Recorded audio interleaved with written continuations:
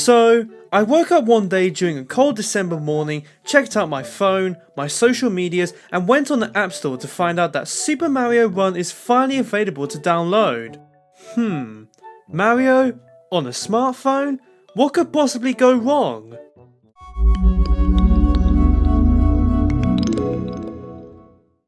"2016 has been a pretty big year for Nintendo, whether it be through the release of software like Twilight Princess HD and Pokemon Sun and Moon, the unveiling of the new Nintendo Switch, and most bizarrely, the addition of games appearing on smartphones like the Apple iPhone and the Samsung Galaxy. That is, if you don't have one that catches on fire.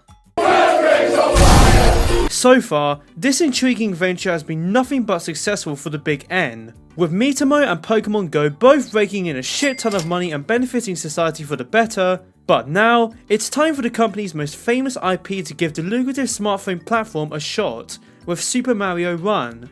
Is it worth the hype? Well, it's time to find out.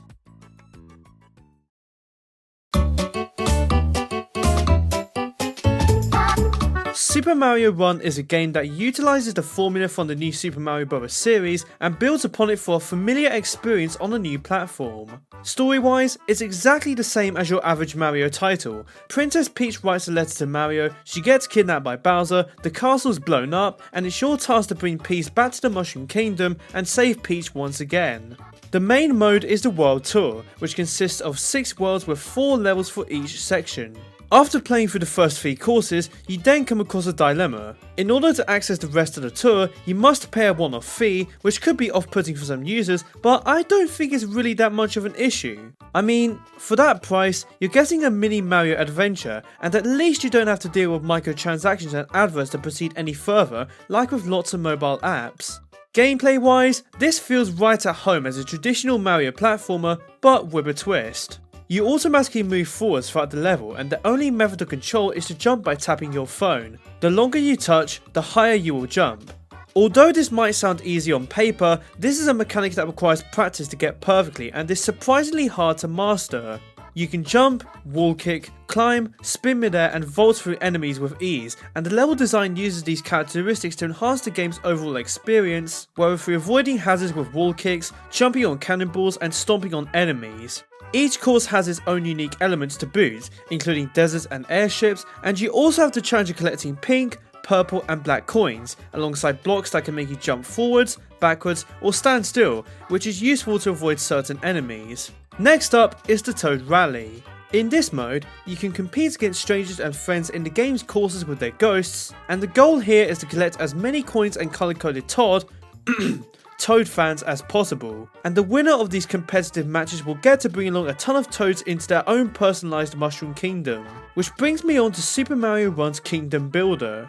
By using coins, you can purchase decorations, accessories and buildings that you can put in the Mushroom Kingdom, and by earning more Toads of different colours, you can upgrade the castle and unlock buildings that add new playable characters to the game. Speaking of characters, you can play as Mario, Luigi, Peach, Yoshi, Toad and Toadette, and they all have their own exclusive benefits, such as Luigi being able to jump the highest and Toad boasting the most speed out of the entire squad.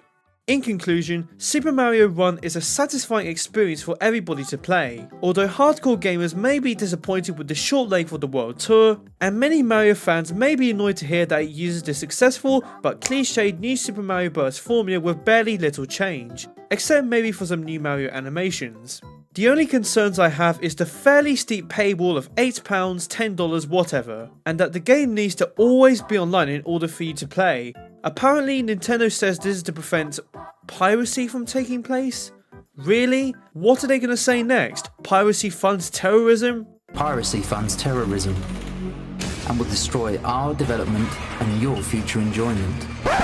Oh yeah, I remember that. So yeah, Super Mario Run is a solid title and manages to bring along fun, fresh enjoyment that's hard to find in the oversaturated market of smartphone games. This is not a stale, endless run as one might expect, and is currently available on iOS devices for the meantime, with an Android release coming soon, and this is a great first effort from Nintendo for a smartphone game. After all, Miitomo was more like a social media app, and Niantic developed pretty much most of Pokemon Go. Who knows what might come out of the humble smartphone? Zelda? Pikmin, The Wonderful 101? Overall, I give Super Mario Run 2 stars out of 5. Why? Because I'm a fucking idiot.